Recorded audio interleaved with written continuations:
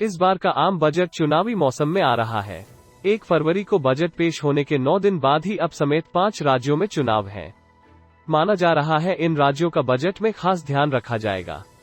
कुछ लोकलुभावन घोषणाएं भी हो सकती हैं। ऐसा पहले हो भी चुका है। सवाल ये है कि चुनाव में इसका फायदा कितना मिलता है। भास्कर ने पिछले 15 साल के दौरान 14 राज्यों में हुए 42 विधानसभा चुनावों का एनालिसिस किया।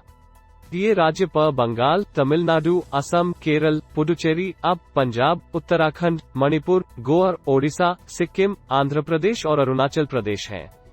बजट के नफे नुकसान का गणित इन 14 राज्यों को चुनने की वजह यही है कि यहाँ बजट पेश होने के कुछ आगे पीछे ही चुनाव होते हैं।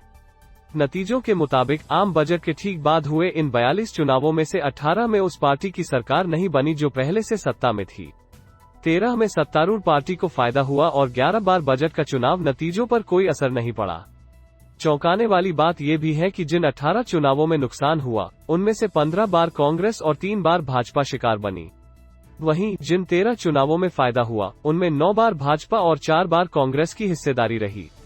इसके अलावा 11 चुनावों पर चुनावी बजट का कोई असर नहीं पड़ा। इनमें 7 बार भाजपा और 4 बार कांग्रेस सत्तारूढ़ थी। फायदा उठाने में बीजेपी कांग्रेस से आगे ऐसे समझे बजट और सत्तारूढ़ पार्टी को फायदे नुकसान का गणित आम बजट के ठीक बाद हुए विधानसभा के चुनावों में सत्तारूढ़ पार्टी को पिछले चुनाव के मुकाबले में सीटें बढ़ने या घटने के आधार पर फायदे और नुकसान की गणना की गई है। 2006 तमिलनाडु में आम बजट के बाद विधानसभा चुनाव हुए। केंद्र में कांग्रेस थी, 34 सीटें मिली। 2001 में 7 थी, यानी फायदा। 2017 पंजाब में 11 फरवरी से चुनाव थे, 1 फरवरी को बजट आया। केंद्र में सरकार चला रही भाजपा ने 3 सीटें जीती। 2012 में 12 थी, यानी नुकसान। 2021 असम में अप्रैल में चुनाव थे, फरवरी में आम बजट पेश किया गया था। केंद्र में भाजपा नीत एनडीए सरकार थी, 60 सीटें जीती। 2017 में भी 60, यानी कोई असर नहीं। एनालिसिस में बंगाल समेत 5 राज्यों के 4 चुनाव शामिल। बजट को चुनावी साबित करने वाली घोषणाएं 2017, अब पंजाब, उत्तराखंड, मणिपुर और गोवा चुनाव से पहले के कुल 21.46 लाख करोड़ रु के कुल बजट में 10 लाख करोड़ रु किसानों के कर्ज के लिए रखे। गांवों के लिए 1.87 लाख करोड़ अलग से आवंटित। 3.96 लाख करोड़ बुनियादी ढांचा विकास। अब इसका चुनावी कनेक्शन इस ग्राफ से समझिए। 2021 बंगाल, असम, तमिलनाडु और केरल में अप्रैल मई में चुनाव हुए। बंगाल और असम के चाय बागान वर्करों के लिए बजट में 1000 करोड़ रुपए, केरल में हाईवे के लिए 65,000 करोड़, तमिलनाडु में कई इकोनॉमिक कॉरिडोर का ऐलान।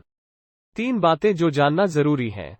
1. क्या और कैसा होता है चुनावी बजट। चुनाव से पहले आने वाले बजट में लोकलुभावन वादे ज्यादा होते हैं और कड़े सुधार के उपाय कम। 1 फरवरी 2022 को आने वाले बजट में भी वोटरों को लुभाने वाली घोषणाएं होने की पूरी संभावना है। क्या घोषणाएं आचार संहिता का उल्लंघन है? 2017 में विपक्ष ने यह मुद्दा उठाया था। मामला सुप्रीम कोर्ट तक पहुंचा। कोर्ट ने बजट टालने की याचिका खारिज कर कहा था कि बजट पेश करने से राज्यों के चुनावों पर कोई असर नहीं पड़ने वाला। चुनावी राज्यों से जुड़ी घोषणाओं पर रोक है। चुनाव आयोग ने 2017 में निर्देश दिए कि वोटरों को प्रभावित करने वाली घोषणाएं न की जाएं। वित्त मंत्री चुनावी राज्यों से जुड़ी केंद्र सरकार की उपलब्धियों का किसी तरह से भी कोई जिक्र न करें।